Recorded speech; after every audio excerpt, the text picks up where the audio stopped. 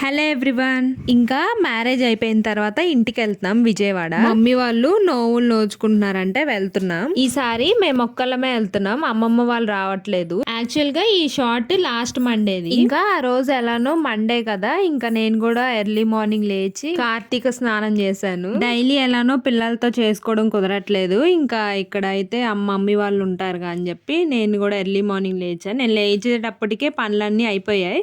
ఇంకా స్నానం చేసి దీపాలు వదిలాము. ఇంకా ఆ తర్వాత పూలు గుచ్చడం స్టార్ట్ చేసాము. మా డాడీ అయ్యప్ప మాల వేసుకున్నారు. ఇంకా నోములు అలానే తెలిసిన స్వాములకి భిక్ష కూడా పెట్టుకుంటున్నారు. ఈ దండలు స్వాముల మెడలో వేయడం కోసం గుచ్చుతున్నా. వీడియోస్ ని అస్సలు మిస్ అవ్వద్దు.